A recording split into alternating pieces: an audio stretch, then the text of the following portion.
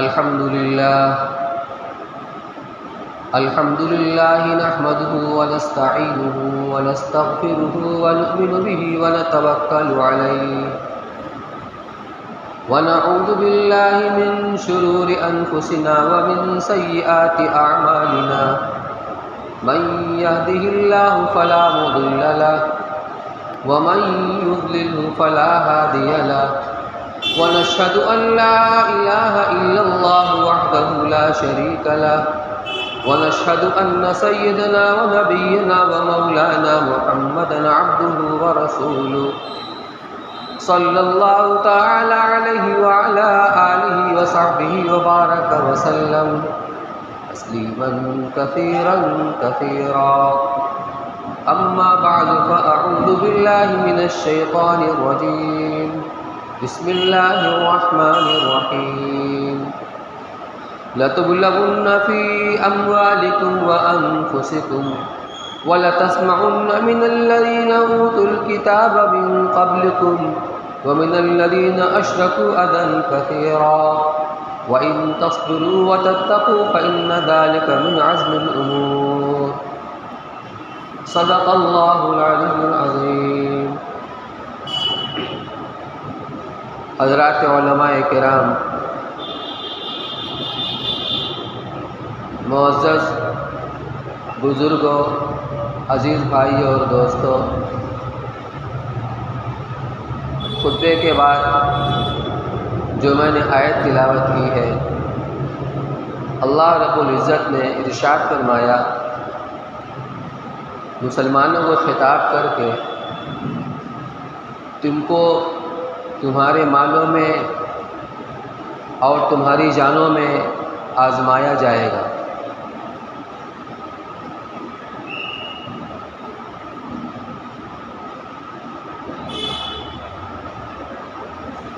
تمہارا امتحان لیا جائے گا۔ اللہ تعالیٰ نے اس کتاب ہدایت کو اس دنیا کے اندر اتارا اور قیامت تک کے واسطے اتارا، اس لیے قیامت تک ایسے حالات آتے رہیں گے کہ ایمان والوں کو ان کے مالوں کے اعتبار سے بھی، جانوں کے اعتبار سے بھی آزمایا جاتا رہے گا۔ اور آگے فرمایا وَلَتَسْمَعُنَّ مِنَ الَّذِينَ أُوتُوا الْكِتَابَ مِنْ قَبْلِكُمْ، اور تم کو ان لوگوں کی طرف سے جن کو تم سے پہلے کتابیں دی گئیں، مراد ہے یہود و نصارہ، وَالَّذِينَ أَشْرَكُوا، اور جو اہل شرک ہیں، مشرکین ہیں، ان کی طرف سے بھی اذًا کثیرا، بکثرت دل آزار باتیں تمہیں سنائی جائیں گی، جس سے ایک مومن کا دل متاثر ہوتا ہے، اس کے اندر بے چینی پیدا ہوتی ہے، تلملاہٹ پیدا ہوتی ہے، یہ سننے کو ملے گا۔ لیکن تم جذبات میں آ کر آپے سے باہر مت ہو جانا، بے برداشت مت ہو جانا۔ وَإِن تَصْبِرُوا وَتَتَّقُوا فَإِنَّ ذَلِكَ مِنْ عَزْمِ الْأُمُورِ، اگر تم صبر تقویٰ کا دامن ہاتھ سے جانے نہیں دو گے، اللہ کے حکموں کے اوپر جو شریعت کے احکامات ہیں ہر حال میں ان پر جمے رہو گے۔ قرآن میں صبر 3 معنوں کے لیے استعمال ہوا ہے۔ ایک صبر علی الطاعات، جن کاموں کا اللہ کی طرف سے بندوں کو کرنے کا حکم دیا گیا ہے ان پر ہر حال میں جمے رہنا، حالات چاہے موافق ہوں چاہے ناسازگار ہوں۔ اسی طریقے سے گناہوں سے اپنے آپ کو روکے رکھنا، چاہے آدمی تنہائی کے اندر ہی کیوں نہ ہو، اور جی کی چاہت کے خلاف جو تکلیفیں، جو مصیبتیں، جو ناگواریاں آ جائیں، ان کو اللہ کی طرف سے سمجھ کر اس کو برداشت کرنا۔ اس معنی میں قرآن کے اندر صبر کا لفظ استعمال ہوا ہے۔ ان حالات میں ایمانی تقاضا کیا ہے؟ دین کا تقاضا کیا ہے، اس کے اوپر اگر جمے رہو گے، تقویٰ یعنی اللہ تعالیٰ کی نافرمانی سے بچتے رہو گے، تو یہ ہمت کے کاموں میں سے ہے، یہی علاج اور حل ہے۔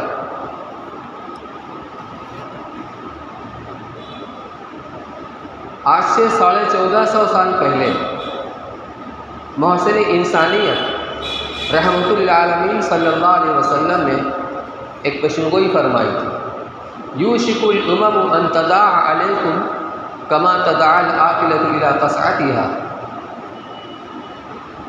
آپ نے ان صحابہ کرام کو جنہوں نے 313 کی تعداد میں، جو ہتھیار سے پوری طرح لیس بھی نہیں تھے، نہتے تھے، اور مد مقابل میں 1000 شہ سواروں کا لشکر تھا، اور ان کو تاریخی شکست سے دوچار کیا تھا۔ یہ وہ صحابہ کرام تھے بدر و احد کے اندر، غزوہ احزاب کے اندر اور مختلف غزوات کے اندر انہوں نے بہادری کے جوہر دکھلائے تھے، اور تعداد میں کم ہونے کے باوجود ان کو فتح ہوئی تھی۔ دنیا کے اوپر ایک ان کی دھاک جمی ہوئی تھی۔ ان کے سامنے رسول اللہ صلی اللہ علیہ وسلم ارشاد فرماتے ہیں، ایک زمانہ آئے گا کہ اس زمانے میں اقوام عالم، دنیا میں جتنی قومیں ہیں، کیا اہل شرک، کیا یہود، کیا نصارہ، اور دنیا میں مسلمانوں کے علاوہ جتنے بھی جماعتیں ہیں، جتنے بھی لوگ ہیں، ان کا تعلق کسی مذہب و مسلک سے ہو، کسی ملک سے ہو، وہ سب کی سب تمہارے خلاف متحد ہو جائیں گے۔ اپنے تمام تر اختلافات کے باوجود صرف اس ایک پوائنٹ، ایک نقطے پر متحد ہو جائیں گی کہ مسلمانوں کو صفحہ ہستی سے مٹا دو، ان کو نیست نابود کر دو۔ کس طرح؟ جس طرح کھانا کھانے والی جماعت، جب ہم دعوتوں کے اندر جاتے ہیں، شادیوں میں، ولیمہ میں، عقیقہ کی دعوت میں، اور دسترخوان پر جب کھانا کھانے کے لیے یہ کھانا کھانے والے لوگ بیٹھتے ہیں، تو اس دسترخوان پر مختلف چیزوں کی، مختلف انواع و اقسام کی چیزیں وہاں پر چنی ہوئی ہوتی ہیں، اور کھانا کھانے والی جماعت ایک دوسرے کو دعوت دیتی ہیں، ذرا اس پلیٹ کو بھی دیکھو، یہ ڈونگا لو، یہ ڈش لو، بہت عمدہ چیز ہے، اور ادھر سے ادھر، ادھر سے ادھر سرکاتے ہیں، اور سارے لوگ مل کر اس کھانے پر ہاتھ صاف کرتے ہیں۔ اس طریقے سے اقوام عالم تمہارے خلاف ایک دوسرے کو دعوت دے گی، اور تمہارے ہلاکت کا اور دنیا میں تمہیں ختم کرنے کا پلان اور اسکیمیں بنے گی۔ وہ صحابہ کرام بڑی حیرت سے انہیں پوچھا، امن قلت یومئذ یا رسول اللہ، اے اللہ کے رسول، کیا ہم تعداد میں بہت کم ہوں گے؟ کیا اس وجہ سے کہ ہم اقلیت کے اندر ہوں گے تو ہمارا یہ حال ہوگا؟ فرمایا نہیں، بل انتم یومئذ کثیر، تعداد تمہاری بہت ہوگی، بہت ہوگی، لیکن تمہاری کوئی حیثیت نہیں ہوگی، نہ سماجی حیثیت، نہ اقتصادی حیثیت، نہ تمہاری سیاسی حیثیت، کچھ نہیں۔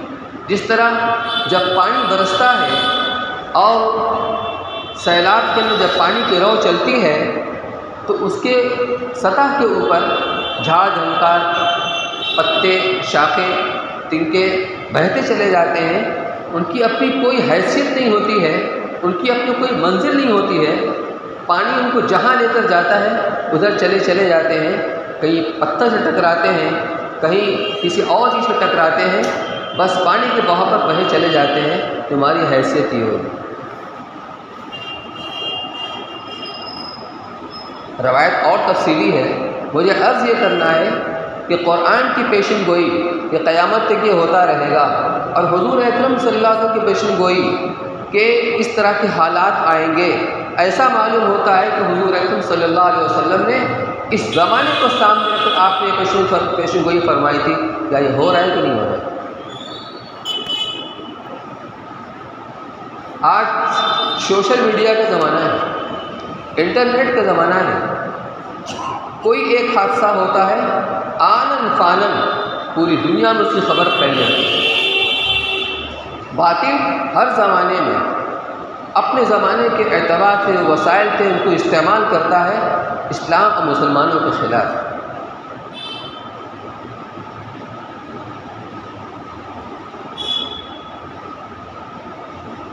اس پیشن گوئی کے سامنے رکھیں۔ آج یہ دنیا کھلی آنکھوں سے منظر دیکھ رہی ہے کہ مسلمانوں کو کس طرح نشانہ بنایا جا رہا ہے، ان کی جان مال کو، ان کی عزت و آبرو کو کس طرح کی نشانہ بنایا جا رہا ہے۔ خود اس ملک کے اندر بھی ہمیں اس کا مشاہدہ ہو رہا ہے۔ روزانہ خبروں کے اندر کوئی نہ کوئی واقعہ، کوئی نہ کوئی حادثہ ہو رہا ہے، روزانہ ہم سنتے ہیں۔ صرف اسی پر اکتفا نہیں کیا گیا، بلکہ اقتصادی اعتبار سے، سیاسی اعتبار سے اور سماجی اعتبار سے ہر پلیٹ فارم پر مسلمانوں کو حاشیے پر ڈالنے کی کوشش کی جا رہی ہے، اور اب تو کھلم کھلا اسلامی احکامات کو سیاق و سباق سے قطع نظر کر کے ظلم و تعدی کے فریم میں رکھ کر کے ان کو بدنام کرنے کی بھرپور کوشش کی جا رہی ہے، بھرپور کوشش کی جا رہی ہے۔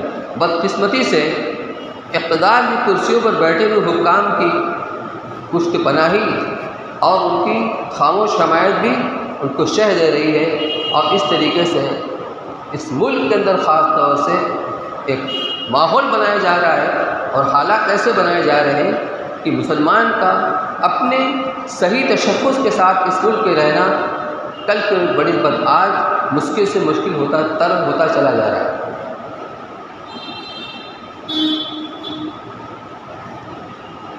نپو شرما کا واقعہ آپ کو پتہ ہے، اس نے حضور اکرم صلی اللہ علیہ وسلم شان میں گستاخی کی تھی۔ اللہ کے رسول صلی اللہ علیہ وسلم کی ذات مقدسہ اللہ نے ایک معیار بنا کر کے دنیا کے اندر بھیجا تھا، نمونہ تھا ساری دنیا کے انسانوں کے لیے آپ کی سیرت، جیسا کہ ہم سے پہلے مختلف نے بیان کیا کہ اس سے کوئی انتہا نہیں ہے، اس کے مختلف پہلو ہیں اور ہر پہلو میں ہمارے واسطے نمونہ موجود ہے۔ لقد كان في رسول الله اسوة حسنة لمن كان يرجو الله واليوم الآخر وذكر الله كثيرا۔ آپ کی عبادات، آپ کی اخلاقیات، آپ کی معاشرت، آپ کے معاملات، آپ نے جو تجارتیں کی ہیں نبوت سے پہلے، دوستوں کے ساتھ آپ کے کیا معاملات ہیں، کیا سلوک ہے، دشمنوں کے ساتھ کیا ہیں، ایک باپ کی حیثیت سے، ایک بیٹے کی حیثیت سے، ایک بھائی کی حیثیت سے، ایک شوہر کی حیثیت سے آپ نے جس طرح زندگی گزاری ہے، ایک ایک عمل آپ کا وہ سب کے سب نمونہ ہے۔ آج میں نے اسی واسطے کہ یہ سوشل میڈیا کا اور انٹرنیٹ کا زمانہ ہے، اور اس وقت اس سے حکومت کی خاموش حمایت کے شاہ پا کر دشمنوں نے ایک قدم اور آگے بڑھایا، خود رسول اللہ صلی اللہ علیہ وسلم کی ازدواجی زندگی کو نشانے پر لے لیا۔ آپ نے جو شادیاں کی ہیں، آپ کی 11 ازواج تھیں، 2 ازواج کی وفات تو آپ کی حیاتی کے اندر ہو گئی، اور آپ کی وفات کے وقت 9 ازواج آپ کی موجود تھیں۔ یہ اعتراض آج کا نیا نہیں ہے، پہلے بھی ہوتا چلا آیا ہے۔ قرآن کو اس کی روشنی میں وَلَتَسْمَعُنَّ مِنَ الَّذِينَ أُوتُوا الْكِتَابَ مِن قَبْلِكُمْ وَالَّذِينَ أَشْرَكُوا أَذًى كَثِيرًا۔ بکثرت دل آزار باتیں اس طریقے سے ہمارے سامنے لائی ہے۔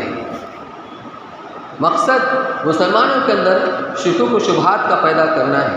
جب مسلمان شکوک و شبہات کا شکار ہو جاتا ہے تو اس کے لیے ارتداد کی راہیں ہموار ہو جاتی ہیں۔ اس لیے ہمیں اپنے نبی کی زندگی کو جاننا ضروری ہے۔ اس کے اللہ کی بہت ساری حکمتیں تھیں۔ کیا ہمارے نبی تنہا ایسے نبی تھے جنہوں نے متعدد شادیاں کی ہیں؟ پہلے انبیاء نے شادیاں نہیں کی ہیں۔ قرآن خود کہتا ہے وَلَقَدْ أَرْسَلْنَا رُسُلًا مِّن قَبْلِكَ وَجَعَلْنَا لَهُمْ أَزْوَاجًا وَذُرِّيَّةً، کہ ہم نے آپ سے پہلے قوموں کے اندر بکثرت رسولوں کو بھیجا اور ہم نے ان کو بیویاں بھی دیں اور ان کو اولاد بھی دی۔ حضور اکرم صلی اللہ علیہ وسلم کی زندگی ایک تو وہ ہے جو عوام کے سامنے ہے، جو صحابہ کے سامنے ہے۔ آپ کی جلوت، آپ کے دن کی زندگی، آپ کی مصروفیات، آپ کی عبادت، آپ کی معاشرت، آپ کے معاملات، جنگ کی حالت، امن کی حالت، سفر کے اندر، حضر کے اندر، یہ ساری کی ساری کی چیزیں صحابہ کرام کے سامنے ہیں۔ زندگی کا کوئی گوشہ اور زندگی کا کوئی شوشہ جس کا تعلق دن کے وقت سے ہو، ایسا نہیں ہے جو کہ صحابہ کرام کے سامنے کھلی کتاب کی طرح موجود نہ ہو۔ آپ کی کہیں بھی ایک ایک بات، آپ کی ارشادات، آپ کے احوال، آپ کے افعال، آپ کے تقریرات، سب کی سب احادیث کے ذخیرے کے اندر موجود ہیں۔ لیکن یہ آدھی زندگی اور آدھی زندگی وہ خلوت کی زندگی ہے، رات والی زندگی ہے۔ تو جو دن والی زندگی ہے جو صحابہ کے سامنے ہے، اس میں بڑے بڑے صحابہ کرام اللہ نے آپ کی صحبت کے لیے چن چن کر منتخب کیے تھے۔ حضرت ابوبکر، حضرت عمر، حضرت عثمان، حضرت علی، عبد الرحمن ابن عوف، طلحہ و زبیر، عبداللہ بن مسعود، ابو موسیٰ اشعری، حضرت جابر وغیرہ وغیرہ اجلہ صحابہ کرام جو فقہائے صحابہ کرام تھے، جن کا صحابہ کے اندر بہت اونچا مقام تھا، بالخصوص خلفائے راشدین اور عشرہ مبشرہ۔ اللہ نے اس امت کو مرد عورتوں سے ملا کر کے بنایا ہے۔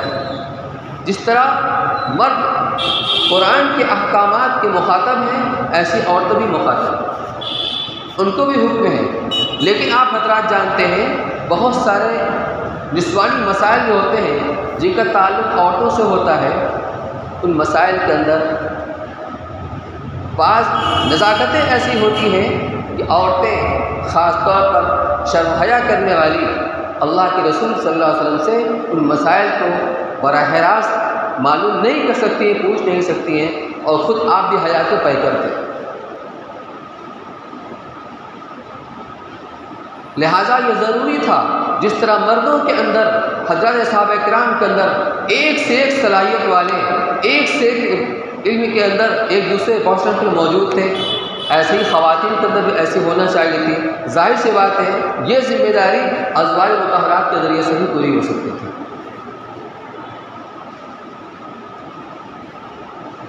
اس لیے اللہ تبارک و تعالیٰ نے جو اللہ کی سنت ہے اور پیغمبروں کے سلسلے میں کہ اللہ نے ان کو بیویاں دیں اور ان کی اولاد دیے، وہ بکثرت ہوئے، اسی سنت کے اعتبار کے یعنی اس کی رعایت کرتے ہوئے حضور اکرم صلی اللہ علیہ وسلم نے بھی متعدد شادیاں کی ہیں۔ لیکن آپ کو جو مطعون کیا جاتا ہے اور الزام آپ پر لگایا جاتا ہے کہ یہ نبی شہوت اور نفسانی خواہشات کی پیداوار ہے، اس سے متاثر ہیں، اور نفسانی خواہشات کی تکمیل کے لیے انہوں نے متعدد شادیاں کی ہیں۔ میرے بھائیو اور بزرگوں، اگر ہم غور کریں گے تو ہمیں پتہ چلے گا کہ حضور اکرم صلی اللہ علیہ وسلم کو جو الزام لگایا جا رہا ہے، اس کی بنیاد صرف عناد اور ضد ہے، اور مخالفت اور تعصب اور کچھ نہیں اس کے علاوہ۔ غور کیجیے کہ آپ کا پہلا نکاح ہوا ہے جب آپ کی عمر مبارک 25 سال کی تھی۔ یہ جوانی کا عین جوانی کا زمانہ جب انسان کے اندر جذبات اپنے عروج کے اوپر ہوتے ہیں۔ خاندان میں اس زمانے میں آپ سے اونچا کوئی خاندان نہیں تھا بنو ہاشم کا۔ اسی طریقے پر آپ تجارت کرتے تھے، آپ کے پاس وسائل بھی تھے۔ مکہ مکرمہ میں جتنا مقام رتبہ آپ کا تھا کسی کا نہیں تھا۔ لوگوں نے، ان مخالفین نے جو نبوت ملنے کے بعد آپ کی مخالفت میں اپنی ساری طاقت صرف کر دی، انہوں نے آپ کو خطاب دیا تھا، لقب دیا تھا الصادق الامین کا۔ چنانچہ جب آپ کو حکم ہوا ہے کہ آپ علل اعلان اپنی نبوت کا اعلان کیجئے، لوگوں کو توحید کی دعوت دیجئے، تو آپ پہاڑ کے اوپر چڑھ کر کے، جبل ابو قبیس کے اوپر چڑھ کر یا کوئی صفا کے اوپر چڑھ کر کے آپ نے تمام قبائل کے لوگوں کو جمع کیا۔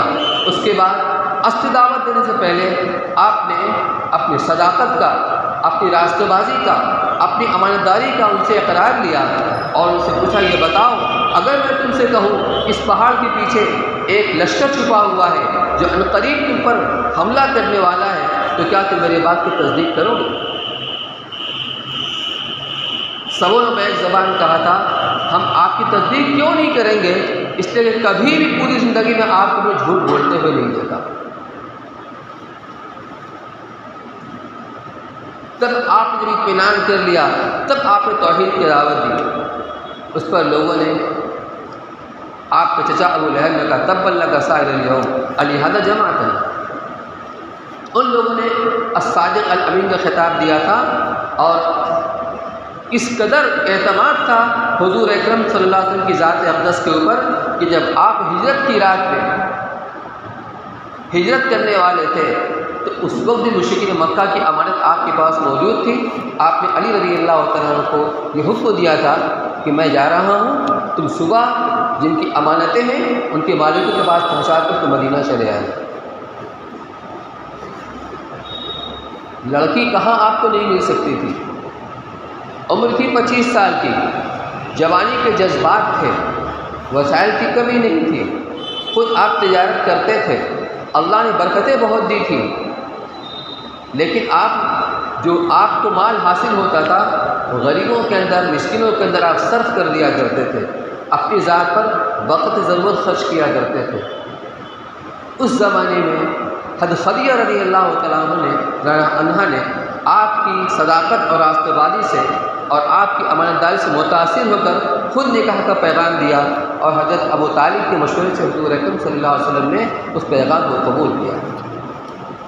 حضرت خدیجہ رضی اللہ تعالیٰ عنہ آپ سے عمر میں 15 سال بڑی تھی، آپ کی عمر جب 25 سال کی تھی ان کی عمر 40 سال کی تھی، اور ایک نہیں دو شوہر سے بیوہ تھی۔ آپ خود فیصلہ کیجئے، جو آدمی نفسانی خواہشات کا غلام ہو، جو عیش پرست ہو، کیا وہ اس بھری جوانی کے اندر ایک بیوہ عورت سے نکاح کرنے پر تیار ہو جائے گا؟ اس لیے الزام سراسر غلط ہے۔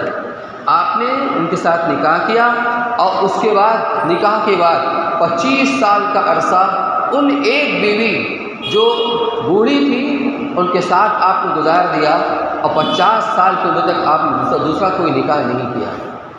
اگر آپ کو متعدد نکاح کرنا ہی ہوتا تو آپ جوانی کے زمانے میں کرتے، لیکن آپ نے جو متعدد نکاح کیے تھے وہ آپ نے عمر کے آخری پڑاؤ میں کیے تھے۔ سن 1090 میں، یعنی آپ کو جو نبوت ملی ہے 40 سال کی عمر کے اندر ملی ہے، اور 10 سال گزرنے کے بعد ابو طالب جو آپ کو پشتیبان تھے باہر کی زندگی میں، اور خدیجہ رضی اللہ تعالیٰ عنہ جو آپ کو پشتیبان تھی اور آپ کی تسلی اور آپ کی دلاسا دینے والی تھی، جس سے آپ کے دلوں کو تقویت ملتی تھی اور ڈھارس ملتی تھی، جو گھر کے اندر اپنا سارا مال خرچ کیا، اور جب آپ لوگوں کو دعوت دیا کرتے تھے اور لوگ انکار کرتے تھے، تکذیب کرتے تھے، تو آپ کو فطری طور پر رنج غم ہوتا تھا، تو خدیجہ رضی اللہ تعالیٰ عنہ آپ کو دلاسا دیتی تھی، تسلی کلمات کہتی تھی۔ اللہ کی طرف سے انتخاب تھا، اگر کوئی آپ کے ہم عمر ہوتی تو یہ بات پیدا نہ ہوتی۔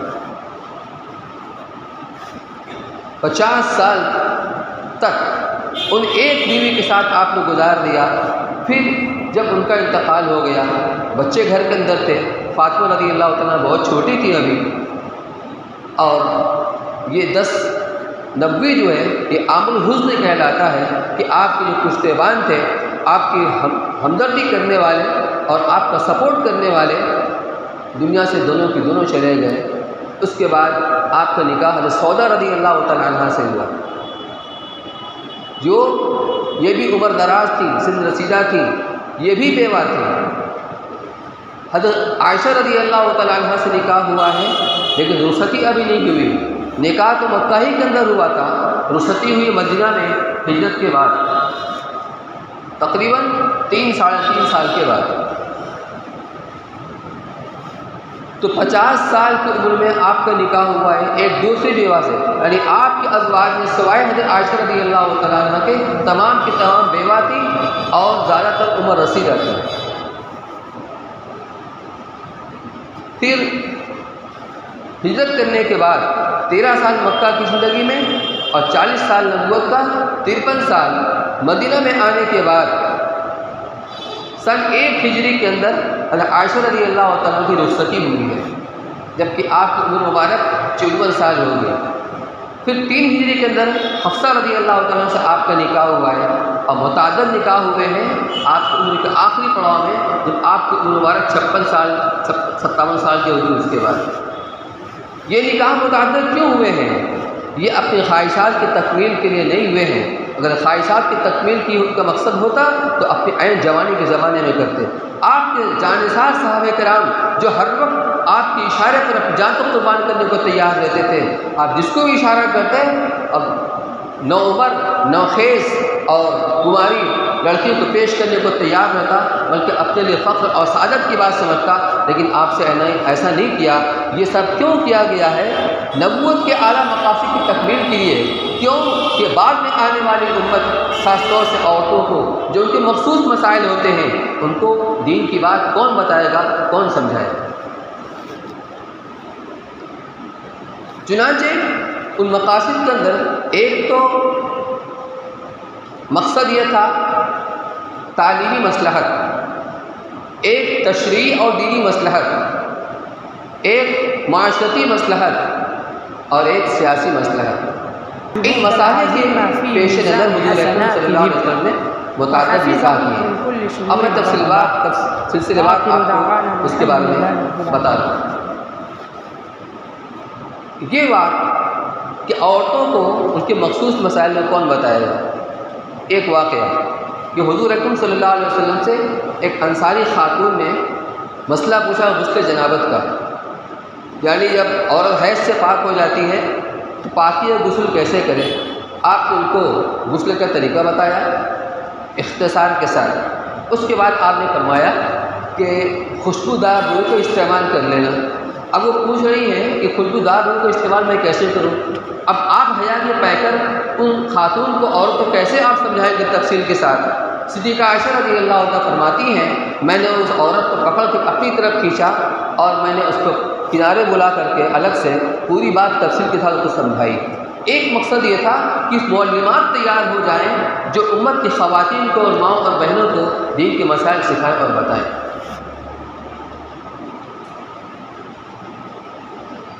اسلام دشمن طاقتیں صدیقہ عائشہ رضی اللہ تعالیٰ کے بارے میں بہت زیادہ بدزبانی کرتی ہیں کہ ایک نابالغ لڑکی کے ساتھ آپ نے نکاح کیا۔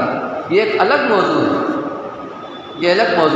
لیکن اس سلسلے میں جو باتیں میں آپ کے سامنے عرض کروں گا اس میں یہ کہ مشکات شریف کے اندر روایت موجود ہے کہ جو ازواج مطہرات کے فضائل بیان کیے گئے ہیں کہ حضرت عائشہ صدیقہ رضی اللہ تعالیٰ عنہ کے بارے میں رسول اللہ صلی اللہ علیہ وسلم نے ارشاد فرمایا کہ فرشتہ 3 دن مسلسل میرے پاس رات کے خواب میں آتا رہا اور اس کے ہاتھ میں ایک ریشم کا ٹکڑا تھا،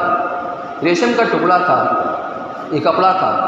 جب میں نے اس کپڑے کو ہٹایا تو اس میں بالکل تمہاری صورت نظر آئی۔ محدثین کرام اس کا 2 مطلب بتلاتے ہیں۔ ایک مطلب تو یہ بتلاتے ہیں فرشتے کے ہاتھ میں جو میں نے شکل دیکھی تھی، جب تم میرے حرم کے اندر آئی اور میں نے تمہارے چہرے سے کپڑا ہٹایا تو بعینی وہی صورت تھی جو مجھ سے خواب میں دکھلایا گیا تھا۔ اس وقت میں نے کہا تھا اگر اللہ تعالیٰ کی یہی مرضی ہے، اچھا فرشتہ نے آ کر کہا یہ آپ کی بیوی بننے والی ہے۔ 3 رات مسلسل وہ تصویر کو دکھلاتا رہا اور کہتا رہا کہ آپ کی بیوی بننے والی ہے۔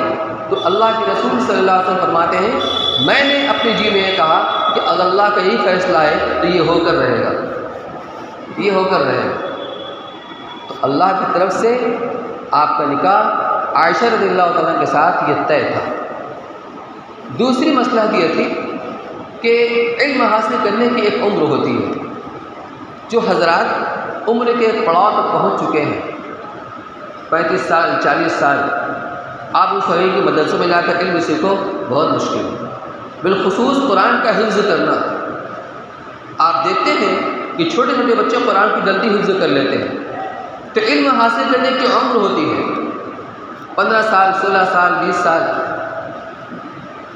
تو اس عمر کے اندر جب علم حاصل کیا جاتا ہے تو پختگی اس کے اندر آتی ہے۔ صدیقہ عائشہ رضی اللہ تعالیٰ عنہ ان کی جب نکاح ہوا تھا تو عمر 6 سال تھی، اور جب رخصتی ہوئی ہے تو عمر 9 سال کی تھی۔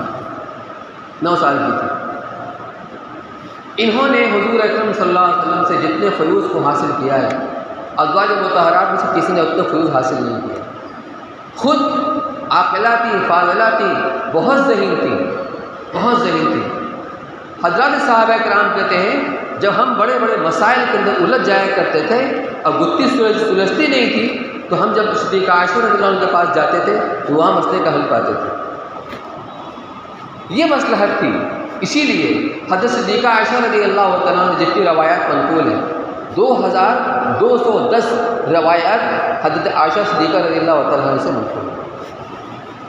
اس کے بعد ازواج مطہرات کے اندر مرتبہ ہے ام سلمہ رضی اللہ تعالیٰ عنہ کا جن سے 378 روایتیں منقول ہیں.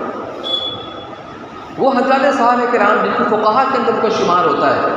حضرت عمر، حضرت علی، عبداللہ بن مسعود، ابو موسیٰ اشعری، حضرت معاذ بن جبل رضی اللہ تعالیٰ عنہ، یہ فقہاء صحابہ میں سب سے اوپر کے درجے میں کوئی شمار ہوتا ہے. اس میں شمار صدیقہ عائشہ رضی اللہ تعالیٰ عنہ کے بھی ہوتا ہے جن کے 200 شاگرد تھے عائشہ رضی اللہ تعالیٰ عنہ کے. تو ایک مقصد یہ تھا کہ کچھ ایسی معلومات تیار ہو جائیں کہ جو مسلمانوں کی جو خواتین ہیں، جو مائیں اور بہنیں ہیں، ان کے جو مسائل ہیں ان کو مسائل کو سکھائیں اور دین کو آگے پہنچائیں. اور یہ بھی ضروری ہے ایک عام انسان اس کی خلوت کیسے گزرتی ہے یہ لوگوں کے سامنے آنا ضروری نہیں، لیکن نبی کی زندگی کا ان کی خلوتوں کا امت کے سامنے آنا ضروری ہے تاکہ نبی کی خلوت کیسے گزرتی ہے ہمارے واسطے نمونۂ عمل موجود ہو. اس کے لیے ذریعہ بنایا گیا ازواج مطہرات. عائشہ صدیقہ رضی اللہ تعالیٰ فرماتی ہیں کہ انصار کی عورتیں بڑی اچھی ہیں، وہ رات کے وقت میں آتی تھی میرے پاس اور آنے کے بعد وہ دین کی علم کو حاصل کیا کرتی تھی. بالخصوص عورتوں کے جو مخصوص مسائل تھے اس سلسلے میں وہ معلومات حاصل کیا کرتی تھی. اس طریقے سے امہات المومنین کے ذریعے سے حضور اکرم صلی اللہ علیہ وسلم کا علم اور آپ کی خلوت کی راتیں، خلوت کی باتیں، خلوت کی آپ کی عبادتیں اور خلوت کی آپ کی مناجات، یہ سب کی سب امہات المومنین کے ذریعے سے امت کو ملی. محققین علماء کرام فرماتے ہیں کہ دین کا چوتھائی حصہ تو صرف حضرت عائشہ صدیقہ رضی اللہ تعالیٰ کے ذریعے سے امت کو ملا ہے. یہ ایک بہت بڑی مصلحت تھی. آگے اور بتاؤں گا کیا مصلحت تھی. دوسری مصلحت یہ تھی کہ تشریعی اور دینی مصلحت. زمانہ جاہلیت کے اندر ایک رسم و رائج تھی متبنہ بنانے کی. متبنہ کہتے ہیں کسی کی اولاد کو، کسی کی لڑکیوں کو اپنا لڑکا بنا لینا، جس کو اردو میں لے پالک بنانا کہتے ہیں اور عربی کے اندر متبنہ. تو زمانہ جاہلیت کے اندر اس کا دستور و طریقہ یہ تھا کہ کوئی کسی کے لڑکوں کو بھی اپنا لڑکا بناتا اور مدینے میں جا کر اعلان کر دیتا میں اس کو اپنا لڑکا بناتا ہوں، آج سے یہ میرا لڑکا ہے اور یہ اس کا وارث میں ہوں گا، میرا وارث یہ ہوگا. تو جس طریقے سے سگی اولاد جو سلبی اولاد ہوتی ہے اس کے جو حقوق ہوتے ہیں اس کے والد کے اوپر، جو باپ بیٹے کے درمیان تعلقات ہوتے ہیں، حقوق ہوتے ہیں، وہی حق اس متبنہ کا بھی ہوتا تھا. اس رسم کو ختم کرنا تھا تو اللہ تعالیٰ نے اس رسم کو ختم کرنے کے لیے آپ کو ذریعہ بنایا اور ایسے حالات بنائے کہ وہ حالات سازگار ہوتے چلے گئے تا آ کے وہ قرآن کے اندر وہ حکم آ گیا. ہوا کیا؟ زید ابن حارثہ رضی اللہ تعالیٰ عنہ جن کو حضرت خدیجہ رضی اللہ تعالیٰ عنہ کے چچا زاد بھائی ورقہ ابن نوفل، حکیم ابن حزام رضی اللہ تعالیٰ عنہ نے خرید کر کے اپنے پھوپھی کو، ان کے بھتیجے تھے، پھوپھی کو دے دیا تھا اور نکاح کے بعد حضرت خدیجہ رضی اللہ تعالیٰ عنہ نے زید ابن حارثہ رضی اللہ تعالیٰ عنہ کو حضور کو بخش دیا تھا. پھر جب ان کے باپ چچا کو معلوم ہوا کہ یہ مکہ کے اندر ہیں اور فلاں کے غلامی کے اندر ہیں تو وہ لوگ بہت ساری رقم لے کر کے آئے اور حضور اکرم صلی اللہ علیہ وسلم کے پاس اور انہوں نے اپنی بپتا بیان کی کہ میرا لڑکا آپ کے یہاں ہے، آپ جو چاہیں اس کا معاوضہ ہم سے لے لیں لیکن آپ ہمارے لڑکے کو ہمارے حوالے کر دیں. کہا بس اتنی سی بات ہے. یہ ہے انک لعلی خلق عظیم، آپ اخلاق کی چوٹی کے اوپر فائز تھے. کوئی مطالبہ نہیں کیا ان سے، کوئی مال کا معاوضہ طلب نہیں کیا. کہا اگر وہ خود سے جانا چاہے تو بغیر کسی معاوضے کو تمہارے حوالے ہے، اور اگر خود سے جانا نہ چاہے، میرے پاس رہنا چاہے تو جو میرے پاس رہنا چاہے میں اس کو زبردستی تمہارے حوالے نہیں کر سکتا. انہوں نے کہا کہ آپ نے حق اور انصاف کا فیصلہ کیا.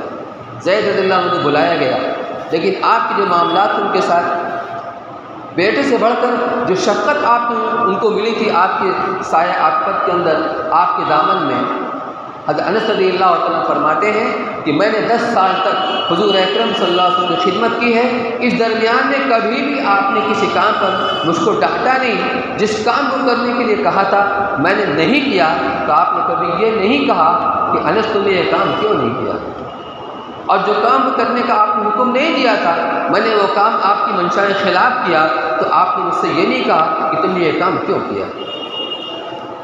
یہ آپ کے معاملات تھے، یہ آپ کا سلوک و برتاؤ تھا ایک خادم کے ساتھ۔ فرماتے کہ ایک مرتبہ چھوٹے بچے ہی 10 سال کی عمر میں خدمت اقدس سے پہنچائے گئے تھے خدمت کے لیے۔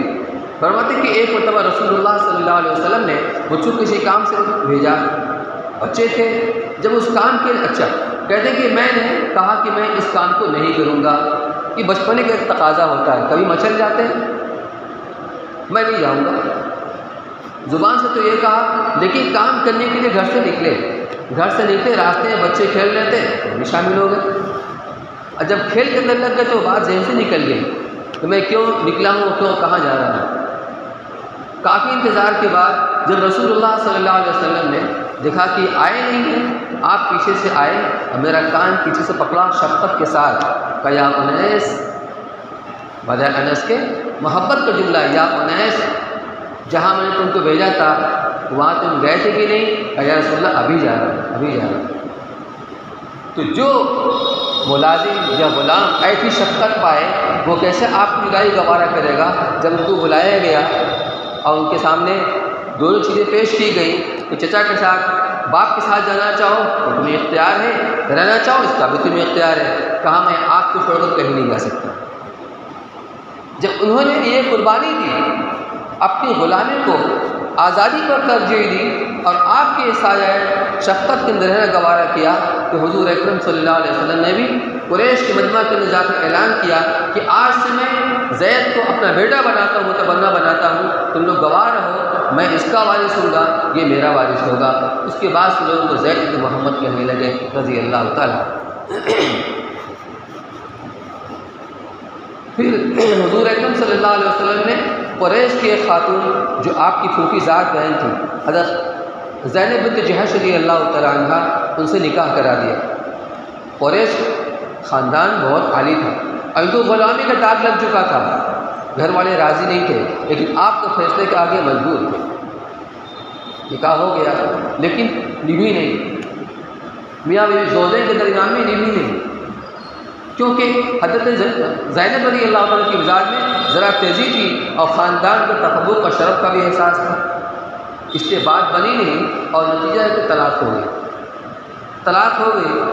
عدت کے بعد رسول اللہ صلی اللہ علیہ وسلم نے سوچا کہ ان کی اشکوشوئی کی جائے اور ان سے اپنے نکاح میں ان کو لے لیا جائے، لیکن جو خطرہ تھا دشمنوں اور جو معاندین تھے، منافقین تھے، ان کی ایک طرح پردازی کا، کان تشنی کا، اس لیے آپ براہ راست ہمت نہیں کر سکے۔ تو قرآن کے اللہ نے حکم نازل کیا، فلما قضا زید منا وطرا زوجنا، کہا جب زید نے ان سے اپنی حاجت پوری کر لی ہم نے آپ کا ان سے نکاح کر دیا، زینب بنت جحش رضی اللہ تعالیٰ عنہ سے۔ اس رسم بد کو ختم کرنا تھا، اس مقصد سے آپ نے وہ نکاح کیا، بلکہ اللہ نے آسمانوں پر نکاح کیا حضرت زینب بنت جحش رضی اللہ تعالیٰ عنہ کا آپ سے۔ دوسری مصلحت تھی وہ تھی معاشرتی۔ آپ نے فرمایا کہ جس نے میرے اوپر کوئی بھی احسان کیا تھا میں نے سب کا بدلہ پورا چکا دیا، سوائے ابوبکر کے احسان کے کہ ان کا میرے اوپر اتنا احسان ہے، ان کا بدلہ تو اللہ ہی ادا کرے گا۔ اور اگر میں اس دنیا کے اندر کسی کو اپنا خلیل بناتا، اپنا دوست بناتا، خلیل کہتے ہیں جو محبت کا آخری درجہ ہوتا ہے، وہ درجہ کسی کو دینا ہوتا تو میں ابوبکر کو دیتا، ان کو اپنا خلیل بناتا، لیکن اللہ نے مجھے اپنا خلیل بنایا ہے اور اس میں کسی کی شرکت نہیں ہو سکتی ہے، ورنہ میں ابوبکر کو اپنا خلیل بناتا۔ اس لیے آپ نے ان کے ساتھ شادی کیا، نکاح کیا، تاکہ ان کی آنکھوں کی ٹھنڈک ہو جائے اور اس محبت کے رشتے کے اندر اور مضبوطی اور استحکام پیدا ہو جائے۔ گویا آپ نے ان کو یہ صلہ دیا، ان کی قربانی ہوگا، جو اپنا مال، اپنی جان، سب کچھ آپ پر ہر وقت قربان کرنے کو تیار رہا کرتے تھے۔ یہی معاملہ ہوا حضرت عمر رضی اللہ عنہ کے ساتھ، جنہوں نے اسلام کے لیے جو قربانیاں دی ہیں، اور جس بہادری کے ساتھ انہوں نے مسلمانوں کا ساتھ دیا ہے کہ ان کے اسلام لانے کے بعد مسلمان جو پہلے چھپ کر نماز پڑھا کرتے تھے لم کھلا اعلان حرم شریف میں جا کے جماعت سے نماز ادا کی عمر رضی اللہ عنہ سے۔ تو آپ نے ان کے صاحبزادے کو بھی اپنے نکاح کے اندر لیا، وہی رشتہ محبت اور جو تعلق ہے مزید مستحکم اور استوار ہو جائے۔ پھر آپ نے بہت سارے نکاح جو قریش کے اندر کیے ہیں، ام حبیبہ رضی اللہ تعالیٰ عنہ جو ابو سفیان کی بیٹی تھی، جنہوں نے حبشہ کی جب ہجرت کی تھی تو وہاں اپنے شوہر کے ساتھ ہجرت کی تھی، لیکن ان کے شوہر کا وہاں انتقال ہو گیا تھا۔ اب وہ تنہا تھی، کوئی ان کا پرسان حال نہیں، کوئی پوچھنے والا نہیں۔ جب رسول اللہ صلی اللہ علیہ وسلم کو اس کی اطلاع ہوئی تو آپ نے ان کی اشکسوئی دلجوئی کی خاطر نجاشی اور شاہ حبشہ تھا، اس کو خط لکھا کہ ان کو میرے ساتھ ان کا نکاح کر دیا جائے۔ چنانچہ نجاشی نے آپ کو ان سے نکاح پڑھا دیا، کیونکہ وہ جانتی تھی کہ اگر وہ لوٹ کر اپنے گھر آئیں گی تو ان کا باپ ابو سفیان اس مسلمانوں کا بدترین دشمن ہے، ان کے اوپر دباؤ ڈالے گا اسلام سے پھرنے کے لیے، جو ان کے لیے ممکن نہ ہوتا۔ اس لیے اللہ کے رسول صلی اللہ علیہ وسلم نے ان کو اپنے نکاح میں لے لیا۔ اور آپ حضرات جانتے ہیں جب کہیں رشتہ ہوتا ہے کسی خاندان کے اندر اور اس کا داماد بن جاتا ہے تو فطری طور پر ایک تعلق ہو جاتا ہے، قربت پیدا ہو جاتی ہے۔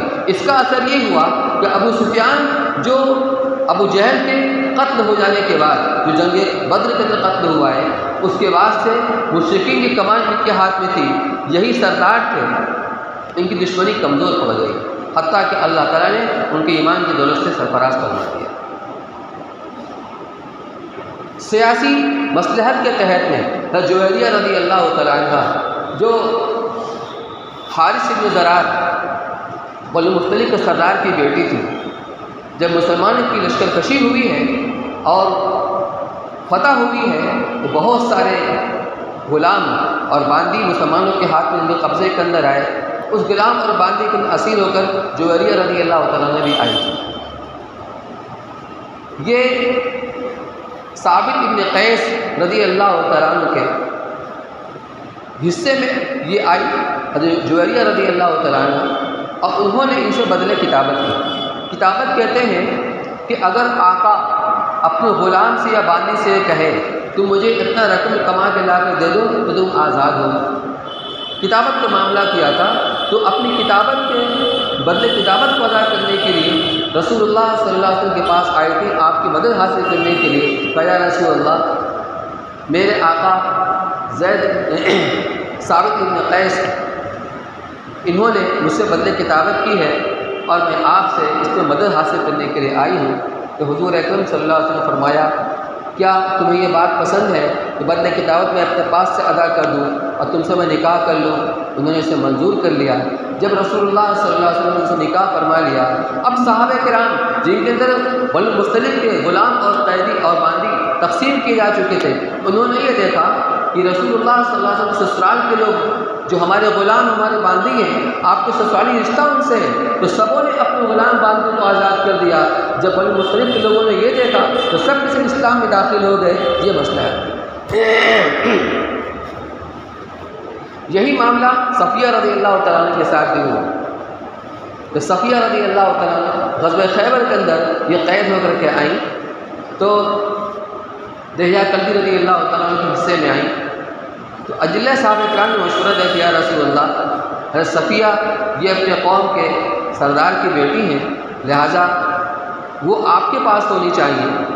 تو حضور اکرم صلی اللہ علیہ وسلم نے ان کو اختیار دیا، اگر تم چاہو تو میں تمہیں آزاد کر دوں، اپنے خاندان میں گھر والوں کے پاس چلی جاؤ، اور اگر چاہو تو میں تم سے نکاح کر لوں۔ تو انہوں نے نکاح کرنا منظور فرمایا، چنانچہ رسول اللہ صلی اللہ علیہ وسلم سے نکاح فرما لیا۔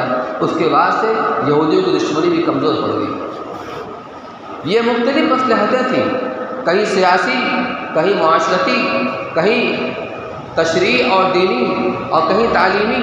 ان تمام مقاصد کے تحت جو نبوت کے اعلیٰ مقاصد تھے، ان مقاصد کے تحت جناب رسول اللہ صلی اللہ علیہ وسلم نے اس وقت شادیاں کی ہیں جب جوانی ڈھل کر بڑھاپے کے لبادہ اوڑھ چکی تھی۔ اب آپ خود فیصلہ کیجئے، کیا یہ کوئی ایسا شخص کر سکتا ہے جو نفس پرستی سے اور خواہش نفسانی سے مغلوب ہو؟ میرے بھائیوں، یہ ہمیں معلوم ہونا چاہیے، ہمیں جانکاری ہونی چاہیے۔ رسول اللہ صلی اللہ علیہ وسلم نے اپنے اعلیٰ اخلاق اور بلند کردار سے دنیا کو ایک درس دیا ہے۔ ضرورت اس بات کی ہے کہ ان اخلاق کو، ان اقدار کو مسلمان اپنی زندگی کے اندر اپنائیں۔ کتابوں کے اندر موجود ہے، لیکن کتابوں کے اندر ہونا کافی نہیں ہے، مسلمان کی زندگی کے اندر ہونا چاہیے، مسلمانوں کی زندگی کے اندر ہونا چاہیے۔ ہمارے بڑے اس کو کہہ رہے ہیں کہ جو ہمارے برادران وطن ہیں ان کے ساتھ اختلاط ہو اور اسلامی رواداری، اسلامی تعلیمات عملی طریقوں کے سامنے پیش کی جائے، کیونکہ ان کے ذہنوں کو زہر بھرا جا رہا ہے۔ وہ کبھی بھی اسی وقت نکل سکتا ہے جب ہم عملی طریقے پر اسلامی تعلیمات کو پیش کریں۔ ہمارا ان سے سامنا کب ہوتا ہے؟ یا تجارت میں ہوتا ہے، ہم سے مال خریدتے ہیں یا ان سے مال خریدتے ہیں۔ ہمارے محلے میں جو ہمارے برادران وطن کی دکانیں ہیں ان کے ساتھ ہم کیسا معاملہ کریں؟ جو لوگ جذباتی ہوتے ہیں، جو شریعت کے احکامات سے، اللہ کے رسول کی تعلیمات سے اور آپ کے بلند اخلاق کے کردار سے ناواقف ہوتے ہیں، وہ ان کے ساتھ وہ معاملہ کرتے ہیں جس سے مسلمان اسلام بدنام ہوتا ہے۔ ان کے ساتھ اس اخلاق سے پیش آیا جائے، صداقت، راست بازی، امانت داری کے ساتھ تجارت کی جائے۔ اس سے کیا ہوتا ہے کہ آدمی کا اعتماد قائم ہوتا ہے۔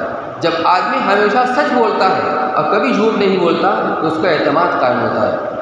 میں نے مئو کے اندر دیکھا، ایک عالم ہے اور ان کی دکان پر ریپیئرنگ کا کام ہوتا ہے۔ اسٹوو، اب تو اسٹوو کا زمانہ ختم ہو گیا، جب اسٹوو کا زمانہ تھا اسٹوو، کوکر، اس طرح کی چیزیں اس کی ریپیئرنگ کرتے تھے اور لوگ آنکھ بند کر کے اپنا سامان رکھ کر جاتے تھے، صرف نام لکھ کر کے۔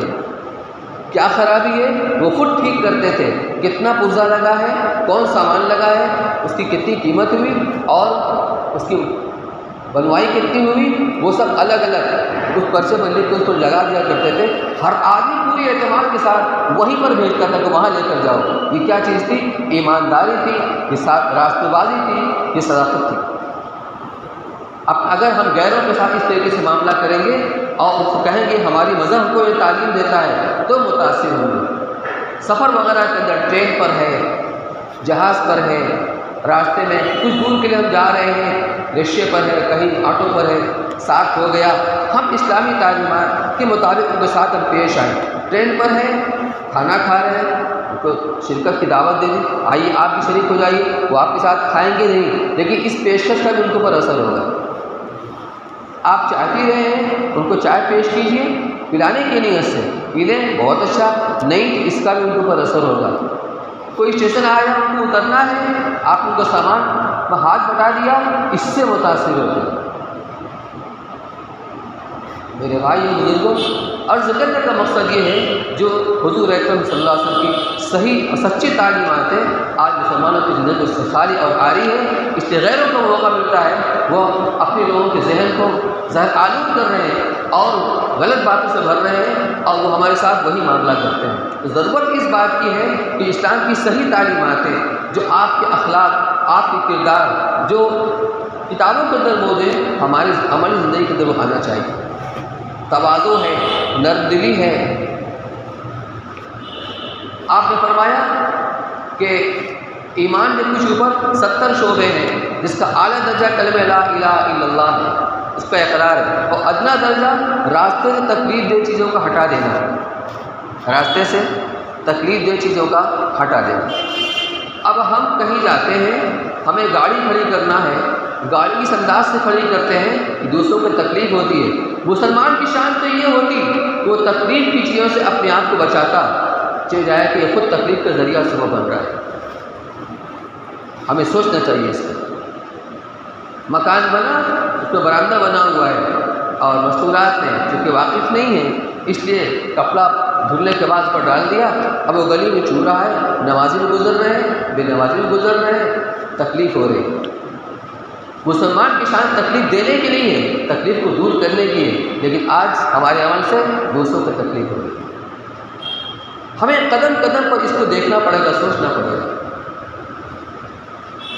میرے بھائیوں، اپنے اخلاق کو ہم درست کریں گے، اخلاق کو ہم بنائیں گے تو پھر انشاءاللہ جو لوگ ہم سے نفرت کرتے ہیں وہ ہم سے محبت کرنے پر مجبور ہو جائیں گے۔ لیکن ضرورت اسی بات کی، یہ جلسے منعقد کیے جاتے ہیں اور سیرت کے عنوان پر جو بیانات کیے جاتے ہیں، اس کا مقصد یہی ہے کہ ہم ان چیزوں کو اپنی عملی زندگی کے اندر لائیں۔ مجمع اگرچہ مختصر ہے، لیکن جلسے کی کامیابی یہی ہے، جو پیغام دیا جا رہا ہے اس پیغام کو دل کے اوپر لیں، انشاءاللہ اس کے مطابق عمل کریں گے، مجمع بہت زیادہ ہو جائے، واہ واہ بہت اچھی تقریر ہوئی، یہ جلسے یہ کامیابی نہیں۔ بس اللہ رب العزت سے یہی دعا ہے کہ اللہ تعالیٰ اپنے محبوب صلی اللہ علیہ وسلم کی جو حقیقی زندگی ہے اس زندگی کو امت کے اندر عملی طریقے کو زندہ فرما دے۔